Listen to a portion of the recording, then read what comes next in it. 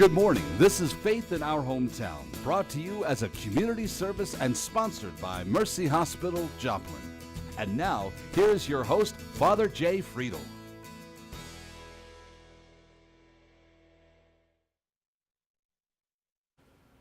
Good morning out there, all those of you in TV land on an early Sunday morning. It is always good to be with you, to spend a little bit of Sunday with you, talking about some areas that affect us here in our area as people of faith and how we live those out in our hometown. Both last week and this week, our goal has been to make our community a little bit safer. We need to raise the level of conversation so that we feel a little bit more comfortable talking about things that are unpleasant for us. Last week we talked about cyber crime and how people get to our kids. Today we're going to talk a whole lot about how we can safeguard our kids in better ways by upping the conversation and in upping our own game in terms of protecting them. We'll be right back after this Mercy Minute. Stick with us. The whole purpose of screening is to catch people who have a significant smoking history early enough where we can do something about it and potentially improve the duration of life. The minimum recommendation for screening is 30-pack years. So usually people who've smoked more than 30-pack years are the ones that we're screening. If we start screening yearly with low-dose CT scans, we can reduce the risk of death from lung cancer by 20 to 25%. Stage 1, 2, and 3 cancers potentially can be cured. When it becomes stage 4, the possibility of cure falls significantly.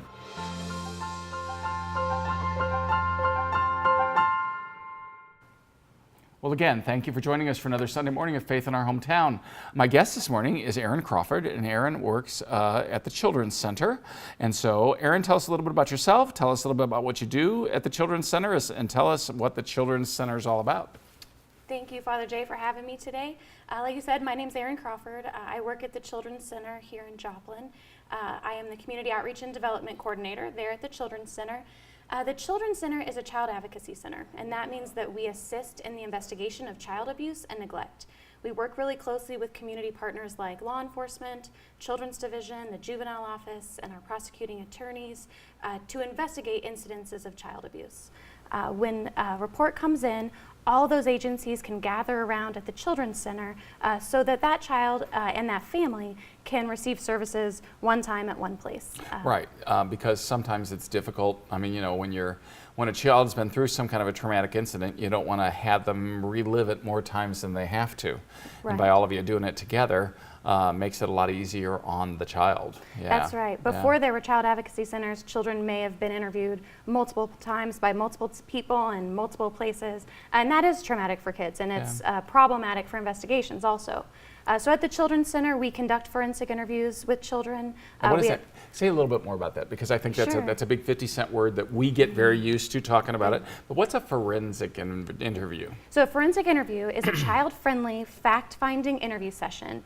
We have interviewers at the Children's Center who are specifically trained in a protocol called the Child First Interviewing Protocol. We sit down with children, just the child and the interviewer, alone in the room. There's a camera for our team members to be able to be a part of that. But we build rapport with kids. We want to talk to them about school and about soccer or whatever it is they're interested in. And then we can transition to that topic of concern. We ask kids often, hey, do you know why you came to see me today? The purpose of that interview is to be child-led.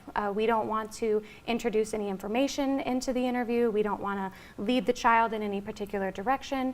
We just want to get a neutral statement from that child about anything that's happened. Yeah, so kind of like it's searching for the facts and doing it in a way that the kid will give you facts, but without leading or coaxing or doing any of those things. That's right, and in a way that's child-friendly also.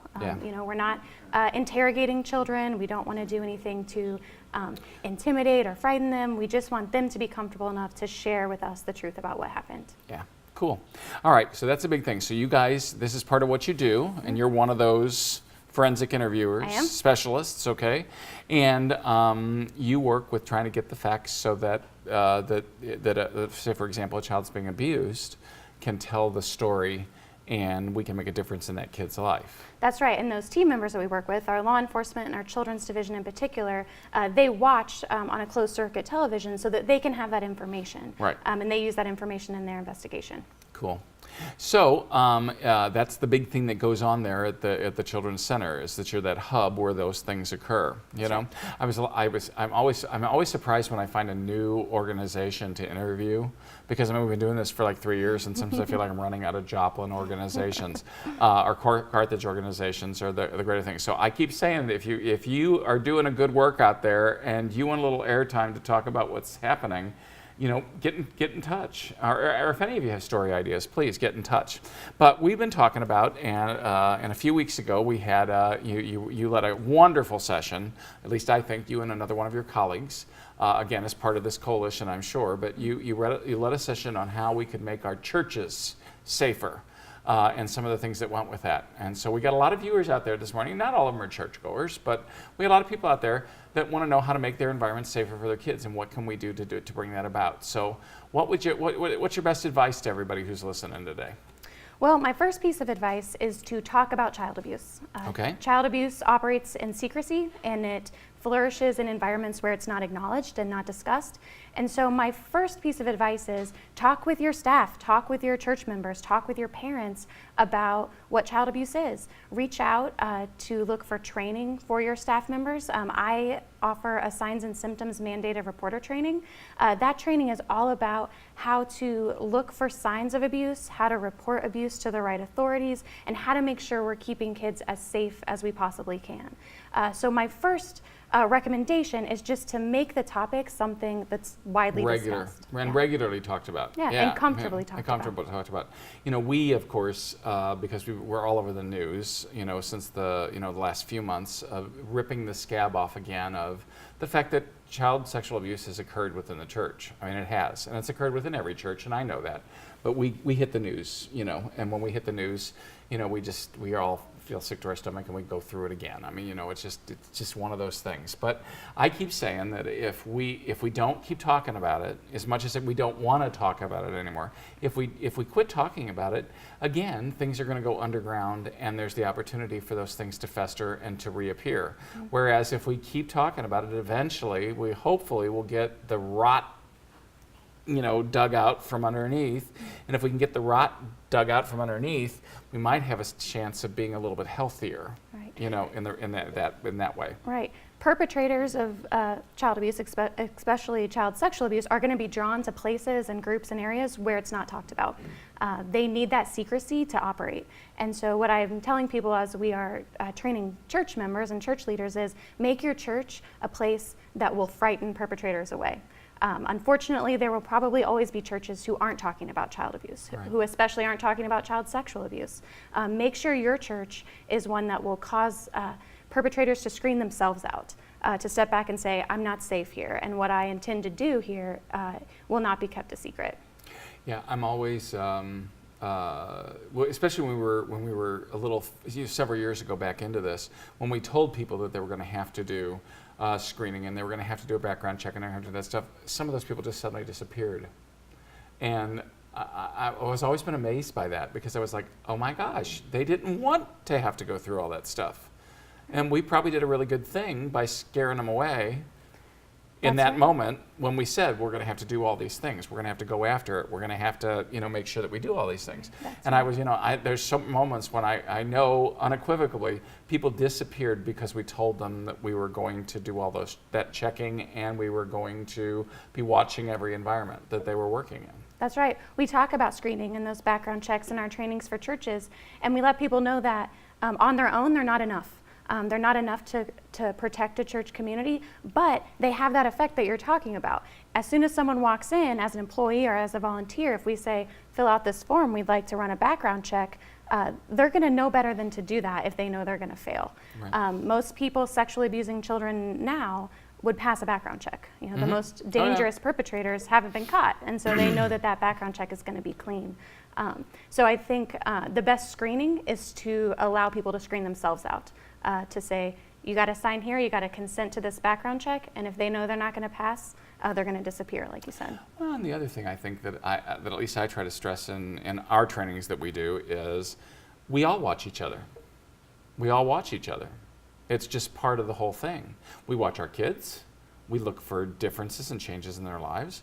We watch each other to make sure that we're all following the same procedures and principles in terms of not being alone with kids and not using secluded areas and do all those things. I mean, and when we say we're doing this, not because we suspect necessarily any specific individual, but we do it because we're watching each other. If I start breaking the rules, somebody better be calling somebody on me, because I'm the one teaching it. Yeah. So if I'm teaching it and then I start breaking my own rules and I start thinking the rules don't apply to me, somebody better be calling my supervisor and saying, we don't understand. Why is he breaking the rules? Why is he not doing this? Why is, I don't get it. Yeah. And so we watch each other. Sure. And there's accountability. Yeah, transparency is kind of the foundation of that training that we do. Transparency can only hurt someone who has something to hide. Right. And so there's a lot of talk about rules that protect kids and rules that protect adults, but transparency, when we find creative ways to pursue that in church, can protect everybody. Yeah, and again, I think that's, we want to protect everybody, but again, you and I both have a passion for making sure that we're protecting our kids and anybody who's vulnerable among us, anybody who might otherwise be in harm's way. There's even a higher moral standard on our part to make sure that we're taking care of all those people, because again, it's just, I've dealt with folks who've experienced it and lived through it, and those things leave marks. People carry that stuff for the rest of their lives. Sure. When I visit with mandated reporters, I tell them that there are certain people for whom it is a legal requirement to report child abuse, but it means something more than that. It means that adults can get together and agree that it's our responsibility to protect kids. Yeah, and my whole thing is, I will sometimes work with, sometimes people are surprised to find out that I'm a mandated reporter, and I am for everything except something that happens in a confessional. But then the other day at the training, I was laughing because somebody said, well, always have access to me. Well, you never be alone with a kid. I said, okay, well, I got certain spots, but I got news for you. There's never a lock on that door. Any parent that's outside that ever got concerned could stick their head in that door at any moment in time and be able to see that things were okay. Sure. And they need to be able to do that. We need to do those things. But I always say, even if you're not a mandated reporter, you're morally mandated. Even if you're not legally mandated, you're still morally mandated. And I think that that's true for any adult on the face of the earth. I'm sorry, the law may not pinch you if you didn't make a phone call, but I have to somehow think that somebody else might pinch you if you left a kid in harm's way and did not morally do something when you had knowledge or an insight or whatever it happened to be. That's right. Yeah, and that's why I'm sorry I got on my soapbox and I invited you on the show to talk. It's a bad habit of mine. But at any rate, we are here with Arryn Crawford, who is the Community Service Director. Community Outreach Director at the Children's Center. And the Children's Center works with protecting our kids and doing investigations when our kids have perhaps been in harm's way. So we are going to come back after a real quick break that we're going to take here. And then when we come back, we're going to talk a little bit more with Arryn about, again, how to up the conversation, end the silence. Let's talk about abuse and some of those other things so that we make sure that none of this stuff grows in the darkness. You're watching Faith in Our Hometown on KSN TV, brought to you as a community service of Mercy Hospital, Joplin.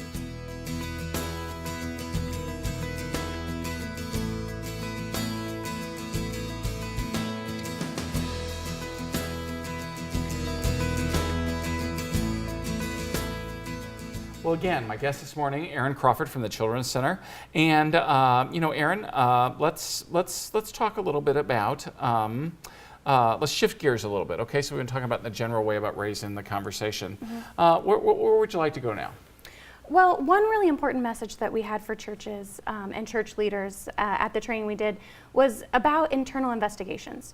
Right. Anytime, and it's not only churches, schools, organizations, any kind of in-group where there might be an allegation of sexual abuse against anyone, but especially against someone inside of the organization, there's an impulse to want to do an internal investigation. There's an impulse for people to want to know exactly what happened before they report it to the authorities or Right. before they go through proper channels. And what we were at that conference to share is that can have a lot of negative outcomes for children, and it can have negative outcomes for investigations.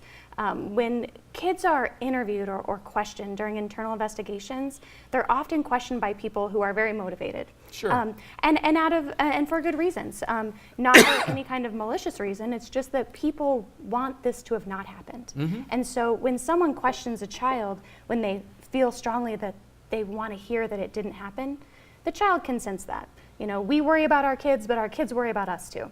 And kids don't want to upset adults, especially those adults that they're close to or that they see as authority figures.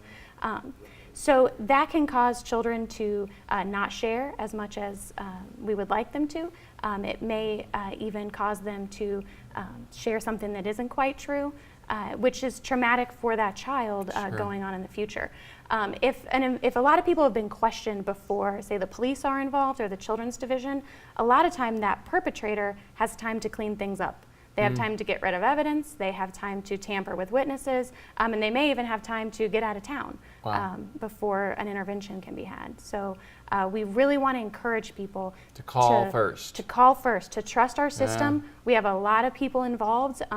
You know, we're not jumping to conclusions. We're not here to get the guy. We are here to find the truth. And so my recommendation is to trust that system and to make the call to the hotline or to the police, whichever is most appropriate, and let the system do its job. You know, and I'm gonna tell something of myself here. I mean, I have the hotline number in my cell phone. I mean, it's just, you know, it's abuse hotline, and I put it in there because I always want it there in case anybody needs it. We can do some of that stuff, but I didn't bring it up on the air here. But you're gonna tell us what it is. I am. The hotline number in Missouri is 1-800-392-3738. Yep. Tell one more time. 1-800. 1-800-392-3738. Yeah, and in that hotline, with that hotline number, again, you don't have to, you cannot get in trouble. You can never get in trouble for, telling them what your concerns or your observations were. You can't get in trouble if you're wrong. The only time you can get in trouble is if you're intentionally filing something false to get somebody else in trouble. That's right. If you make a good faith report about a concern and it turns out that it was a misunderstanding or there was some misinformation and that child is fine, that's a great day for all of us. It is. Yes. We love to find out that maybe these injuries were accidental or maybe something was misunderstood. No one will get in trouble if their report is unsubstantiated. But the truth about hotline calls is that they save lives. We don't know how many lives have been saved by hotline calls, but what we do know is that lives have been lost because those children weren't benefiting from an intervention that could have been had if that phone call was made. This is an interesting thing, but I think that especially for those of you that are listening this morning that don't have a lot of experience in this area, or I wish I had no experience in this area, but unfortunately, and you do it for a living, okay? But everybody says, well, I didn't want to say something. Sometimes we find out afterwards that something was happening or something was occurring, and so people say, oh, I didn't want to say anything. I thought something wasn't right, or I thought something was off, but I didn't want to say anything. And I know that there was at one point in time, a father whose child was abused, and later said, why didn't they say something before? It would have been a lot more helpful if they'd have said something before. We could have gotten to it faster or sooner, or those kinds of things. So again, we just got to get more comfortable with talking about it. We got to get more comfortable with realizing that it's a part of every church out there. I don't care who you are. I don't care how small your congregation is. I guarantee you, your congregation has been touched by child sexual abuse. I would almost be willing to say I doubt there are very many families left out there who have not at some point, even if it's tangentially, but who've not been affected by childhood sexual abuse. We know that 1 in 4 girls and 1 in 6 boys will be sexually abused before their 18th birthday, and so it's hard to imagine extended families, classrooms, soccer teams, any group of kids. You're going to have kids who have experienced that. Yeah. And what I want to say about what you were just talking about is to encourage people to trust their gut. If you think something's wrong, you want to get to the bottom of it. Maybe the thing that's wrong isn't child abuse, but there's something that's making you feel that way. And I think in churches and organizations especially, we have to give people the permission and the opportunity to voice those concerns, because it can be especially intimidating to do that inside of a group. to say something about somebody else that's inside the group. So we have to make sure our volunteers and our employees at churches know who they can talk to, know that it's okay to voice concerns, and have that process in place before the issue arises, so they understand what to do. And I think it's very clear, and I mean, this is why I always tell my staff or any of my volunteers, you don't have to check with me before you make a call. That's right. I mean, I'll support you if you see something, and I'll support you. I'll be with you when you make the call if you want me to be. But don't wait for me to make the call, or don't wait for me to okay it. Don't wait for me to say, oh yeah, I think you should do that, or no, I don't think you shouldn't. If you're concerned about something and you want to communicate that concern, you don't have to go through me in order to do that, or your own pastor. Because sometimes, again, as you mentioned in that investigative process, someone was like, well, let's check into this before we do that. And it's just like, again, especially if you're dealing with the child themselves, or when that child brings that to somebody for the first time, you want to make sure that they're still with that safe person, but you want to involve the professionals as fast as you can, because you don't want to mess up the investigation, you don't want to mess up the protection, you don't want to mess up any of those things that are really going to be for the best interest of the child. And when you're a do-gooder, that's difficult. I'm sorry, what were you saying? No, I'm sorry to interrupt you. When investigations are undermined, that kind of feels like the more legalistic side. But what happens when investigations fail is that perpetrators aren't held accountable, and other kids that they may come in contact with are also going to be put in danger. And so that concern is really about children too, because the whole purpose of the investigation is to keep children safe. Well, and this is the thing when we do our particular training, we use a national platform that's been, that's trusted and, and all kind of stuff, and they help with our database, so all of our volunteers are in a national database. I mean, it's just, that's the way that it works. But when we do that, the big thing in the training is that this is the biggest thing, is to communicate your concerns. That's the hardest one to get people to get over and to actually start talking about it and to bringing those things forward. And, if I could just, somehow flip a switch for everybody out there listening or watching, I just say, we got to talk about those things. We got to communicate those concerns so that more kids get saved. Now, I do want to give you a chance to talk about some of the trainings that you do, in case there are folks out here that think, well, we never talked about this in our church. How can we do that?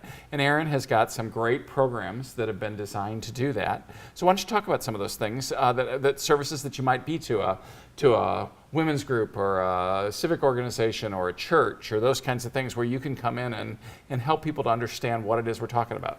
Excellent. So I do offer a mandated reporter training. It's called Signs and Symptoms. That training is all about recognizing the signs of sexual abuse, physical abuse, emotional abuse. We talk about online safety and how we could maybe detect if a child is a victim of online sexual abuse. We talk about shaken baby syndrome, all types of child maltreatment, and how we can recognize those, how we can make those reports, and kind of the process that's going to go on after that report is made. I also have a seminar for parents. If parents of young kids are curious about how they should talk with their kids about sexual abuse, talking about body parts and touches, this is the class for them. Any place where parents of young kids are getting together, I would love to come in and visit with them. For churches specifically, I am more than willing to come and consult with them on policies and procedures regarding child abuse and reporting. Sometimes the layout of the building is really important when we're talking about supervision and how kids are moving through the building and how they're supervised. I can come on site and help people to brainstorm creative ways to create that transparency that we were talking about and keep children safe. Now, what Arryn's talking about in terms of like the physical building, I'll just give you an example, okay? When we were redoing our downstairs bathrooms at St. Peter's down in downtown Joplin, when we were redoing those, we took safe environment into consideration when we redid the configuration of the basement when we were remodeling. Because at that point in time, now the restrooms and the entrance to the restrooms are right out there in the hall in front of everybody else. Everybody sees that those entrances, everybody sees everybody's coming and going. Before, the bathrooms really were kind of creepy and they were tucked in the back and out of the way, where if somebody had wanted access to our kids and we had taken our eye off the ball for a few minutes, that could have happened. Now it's much harder. There's just things like that you wouldn't often think about until you start looking at your facilities in those ways to say, hey, is this a safe place for our kids? Because obviously we all want our churches to be safe places. That's why we designed them in the first place, and that's what we're aiming to do.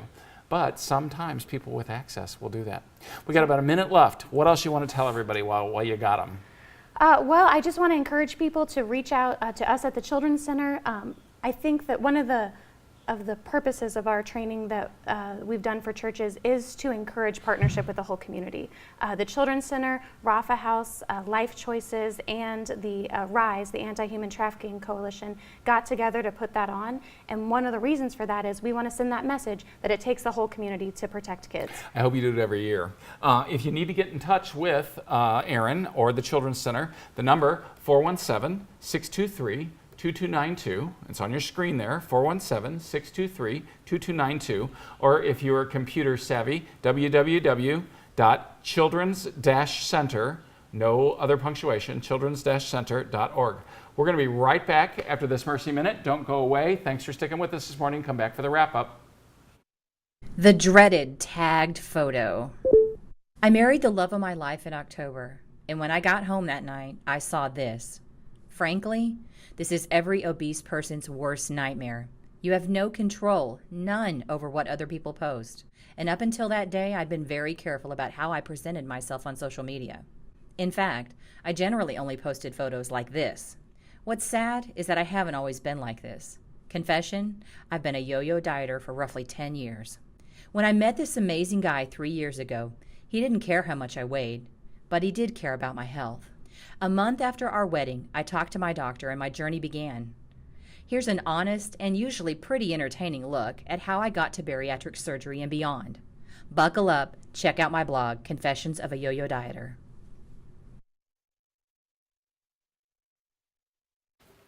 Well, thanks for sticking with us for another morning of faith in our hometown. Again, last week and this week, rather unpleasant topics, but nobody likes to talk about child sexual abuse. But if we don't talk about it, we're as Arryn Crawford, my guest from the Children's Center, mentioned earlier, the secrecy can grow in the environment where we refuse to speak about it.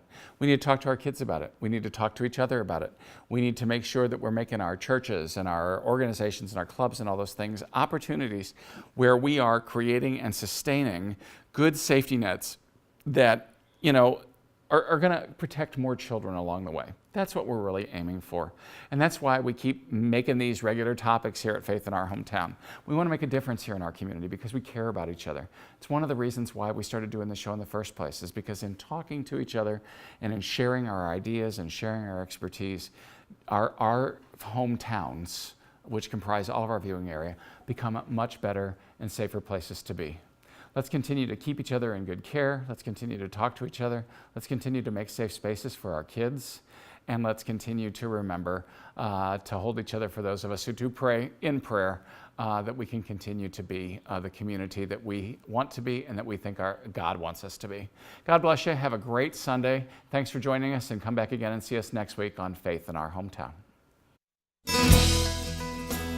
Thanks for watching. Faith in Our Hometown can be seen Sunday mornings at 6:30 and 9 a.m. on KSN. Brought to you as a community service and sponsored by Mercy Hospital, Joplin.